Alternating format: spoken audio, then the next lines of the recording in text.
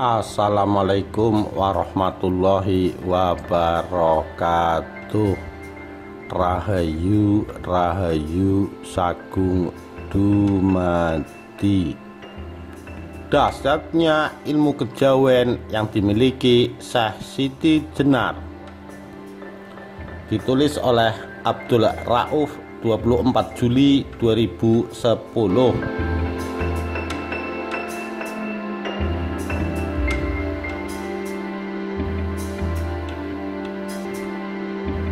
Kata kejawen berasal dari kata Jawa sebagai kata benda yang memiliki arti dalam bahasa Indonesia, yaitu segala yang berhubungan dengan adat dan kepercayaan Jawa. Kejawan. Penamaan kejawen bersifat umum, biasanya karena bahasa pengantar ibadahnya menggunakan bahasa Jawa. Dalam konteks umum, kejawen merupakan bagian dari agama lokal Indonesia. Kejawen dalam opini umum berisikan tentang seni, budaya, tradisi, ritual, sikap, serta filosofi orang-orang Jawa. Kejawen juga memiliki arti spiritualistis suku Jawa. Penganut ajaran kejawen biasanya tidak menganggap ajarannya sebagai agama dalam pengertian seperti agama monoteistik seperti Islam atau Kristen, tetapi lebih melihatnya sebagai seperangkat cara pandang dan nilai-nilai yang dibarengi dengan sejumlah laku atau mirip dengan ibadah. Ajaran kejawen biasanya tidak terpaku pada aturan yang ketat dan menekankan pada konsep keseimbangan. Dalam pandangan demikian, kejawen memiliki kemiripan dengan Konfusianisme atau Taoisme, namun tidak sama pada ajaran-ajarannya. Hampir tidak ada kegiatan perluasan ajaran atau misi, namun pembinaan dilakukan secara rutin. Simbol-simbol laku biasanya melibatkan benda-benda yang diambil dari tradisi yang dianggap asli Jawa, seperti keris, wayang, pembacaan mantra, penggunaan bunga-bunga tertentu yang memiliki arti simbolik, dan sebagainya. Akibatnya banyak orang, termasuk penghayat kejawen sendiri, yang dengan mudah mengasosiasikan kejawen dengan praktek klinik dan perdukunan. Ajaran-ajaran kejawen bervariasi dan sejumlah aliran dapat mengadopsi ajaran agama pendatang, baik Hindu, Buddha, Islam maupun Kristen. Gejala sinkretisme ini sendiri dipandang bukan sesuatu yang aneh karena dianggap memperkaya cara pandang terhadap tantangan perubahan zaman. Namun banyak yang menyandingkan ilmu kejawen dengan ilmu Islam. Itu yang menyebabkan kesalahan besar karena secara tauhid jelas bertentangan dengan konsep Islam. Hanya saja mereka yang mempelajari kejawen beranggapan bahwa kejawen itu salah satu ajaran Syekh Siti Jenar. Di dalam kehidupan sosial masyarakat, tersedia sebuah pemahaman kultural yang sampai saat ini tetap menarik untuk diperbincangkan, yakni apa yang disebut bersama Islam kejawen. Secara syariat, Islam kejawen sesungguhnya tidak dikenal dalam Al-Quran maupun hadis. Namun beberapa versi mengatakan Islam kejawen baru muncul sejalan bersamaan dengan datangnya Wali Songo ke tanah Jawa untuk menyebarkan agama Islam. Dalam dakwahnya, para wali menggunakan pendekatan yang halus, yakni memasukkan unsur budaya dan tradisi Jawa agar gampang diterima dan dimengerti penduduk sementara itu. Seperti yang muncul terhadap pagelaran wayang kulit bersama cerita Serat Kalimasada. kesamaan bunyi pada kalimat sada bersama kalimat syahadat dapat disimak terhadap lakon tersebut. Dikisahkan serat kalimat sada adalah lembaran yang memuat suatu hal yang teramat sakral dan ampuh melawan segala kejahatan di muka bumi. Konon siapapun si pembawa serat ini, maka dia dapat jadi sakti mandraguna. Sampai menjelang akhir cerita, tidak tersedia tokoh yang mengetahui isi serat tersebut. Barulah Kitalang membeberkan jika isi serat kalimat sada adalah dua kata-kata syahadat. Tak hanya kisah pewayangan, para wali juga menciptakan tembang macapat yang syarat dalam filsafat. Ke-11 tembang ini jika dibedah memiliki ruh sendiri-sendiri. Dimulai berasal dari tembang mijil yang berarti kelahiran, sampai megatruh atau ruh meninggalkan raga, dan diakhiri bersama pocung.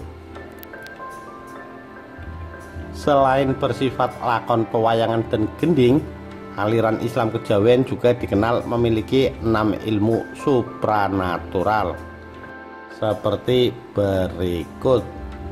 1. Ilmu kanuragan atau ilmu kebal. Ilmu kanuragan berfaedah untuk bela diri secara supranatural dan kebal terhadap serangan. Contoh asma, malaikat, hisib kekuatan batin, syahadat, pamungkas, dan lain-lain. 2. Ilmu kewibawaan dan ilmu pengasihan. Ilmu kewibawaan dimanfaatkan untuk tingkatkan energi kepemimpinan dan menguatkan kata-kata yang diucapkan agar disegani. Sementara ilmu pengasihan membuat orang yang dicintai akan terpikat dan bisa dimanfaatkan para pemuda. 3. Ilmu terawangan dan ngrogo sukmo. Ilmu terawangan dapat digunakan untuk melihat bangsa gaib, masa depan, sampai berinteraksi bersama makhluk tak kasat mata. Jika dalam ilmu terawangan hanya mata batin yang berkeliaran, namun terhadap tingkat ngrogo sukmo, seseorang dapat melepas sukma untuk bepergian kemanapun ia mau. 4. Ilmu khodam. Seseorang yang menguasai ilmu khodam berarti dia dapat berkomunikasi bersama makhluk pendamping yang selalu ikut tuannya. 5. Ilmu permainan. Ilmu ini biasa digunakan seseorang yang beratraksi untuk sebuah pertunjukan, sekilas serupa bersama ilmu kebal. 6. Ilmu kesehatan. Termasuk dalam ilmu ini adalah ilmu gurah, ilmu kuatsak, dan ilmu-ilmu supranatural lain yang berhubungan bersama manfaat biologis tubuh manusia. Sebagian orang seperti Agus Sunyoto dan Wiwoho menyebut ajaran asli Jawa itu sebagai kapitayan. Sebutan kapitayan terkait bersama kepercayaan terhadap kebolehan gaib yang disebut bersama taya. Manifestasi taya disebut TU. Ketika TU datang dalam kebaikan yang terang, ia disebut Tuhan. Ketika TU muncul dalam keburukan yang gelap, ia disebut sebagai hantu. Daya gaib TU dipercaya tersimpan di watu atau batu, tuk atau air mata, tuban atau air terjun, dan lain-lain. Maka untuknya persembahan diberikan pada lain dalam bentuk tumpeng. TU positif yang diserap manusia disebut bersama tuah. Sedangkan TU tidak baik yang diserap manusia disebut tulah. Manusia yang terima TU secara paripurna pun disebut ratu. Wibowo Islam mencintai Nusantara, halaman 62-63. Menurut Sasangka, kapitayan yang memuat kepercayaan tersebut merupakan terjemahan berasal dari kata kepercayaan yang tenar di dekade 1980-an sejalan bersama keberadaan penghayat aliran kepercayaan terhadap Tuhan Yang Maha Esa di Indonesia. Tapi apakah kepercayaan Jawa asli itu bernama Kapitayan atau Jawa Dipa? Artinya pelita Jawa tidak dapat dipastikan. Yang jelas kejawen bukan 100% Kapitayan atau Jawa Dipa.